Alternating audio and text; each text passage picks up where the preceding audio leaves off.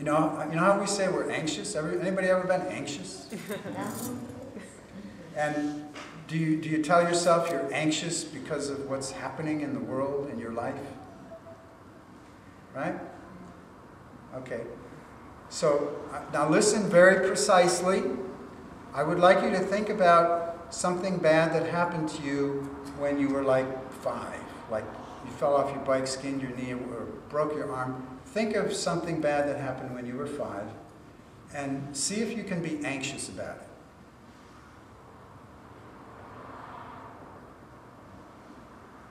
Can anybody be anxious about it? No. It's over with. Can't be anxious about it. It's gone, done. Can't be anxious about the past. Now, you can't be anxious about the present, right? Because you can't even, as soon as you say that's the present, it's gone. So, can you be anxious about the future? Come on. There's a courageous, yes. No, you don't know the future. You can't be anxious about nothing. Fear is in response to some data. You cannot be anxious about the actual future because there's nothing there. You don't know. It's empty. Yes? Well, I was feeling really anxious about a memory I had from the past, and that's being in that grip of past. Some people might be more in. But if you look at why you were, isn't it true that you were anxious because there's a little subtext, this or something like this could happen again? I don't know. If it's over, what's there to be anxious about? Well, yeah, intellectually I understand that. Well, but look at how your mind works. Because anxiety, again, it's in relationship to something being present. And I'm saying it's in the past, it's over with, keep it there. What people typically do is they sneak it into the future. And then they say, well, yeah, I'm anxious about that. But then if you look, you realize, no, I'm not anxious about that, which is 100% over with. I'm anxious about the possibility of something like that happening again. Or one could relive the experience by remembering it. Well, but that would be going into a trance and acting as if it was happening again, which is not fair. I said keep it in the past. You cannot translate my instruction into something else. What? Change it to anger. The anxiety, whatever it was that happened that made you anxious, if I think about it,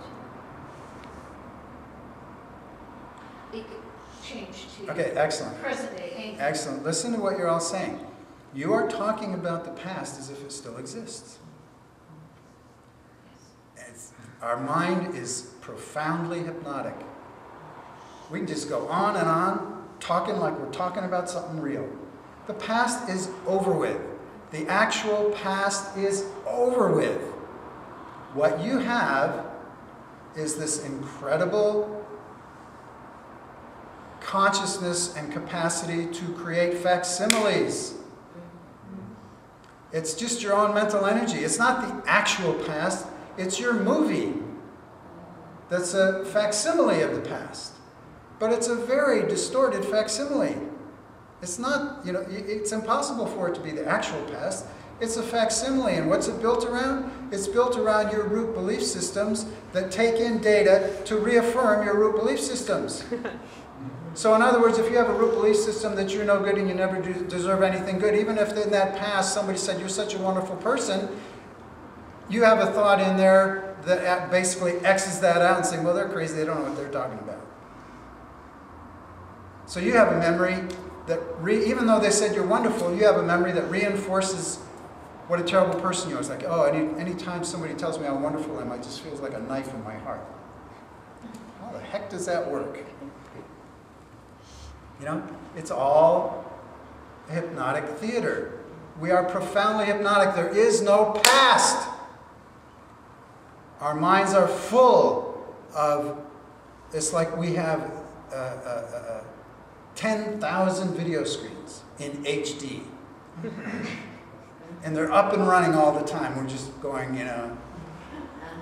And not only is it HD TV, but it's virtual. We put the goggles on, we put on the electrodes, and we watch. And so, of course, it's real in the sense that it's powerful illusion. But it's not the actual past. It's us doing something to ourselves. Which is, we're finally getting to the point of this talk, is how to work with things, is that understand that all of your problems are creations. You are creating them. First you create yourself. First skandha. That root sense of separate self. What's the flavor? Not good enough, not smart enough, not strong enough, unworthy, unlovable. Your root flavor of fearful, separate selfhood. Okay. Positive and negative hallucination, you can't have one without the other. Okay. In order to have a fearful sense of separate selfhood, you have to have other to support that. Second skandha, environment. Your sense, just kind of a felt sense of where are you and what's, is it a friendly universe or is it a hostile universe? Second skandha. Third skandha, that's still too vague. You're not comfortable with that. You need more solidity. So you start perceiving things. Okay? And as soon as you perceive them, in the mix of the first and second skandha, you decide to move towards it, move away from it, or ignore it. All of our experience is a function of those three choices. Moment by moment. What are we moving towards? What are we moving away from? What are we ignoring?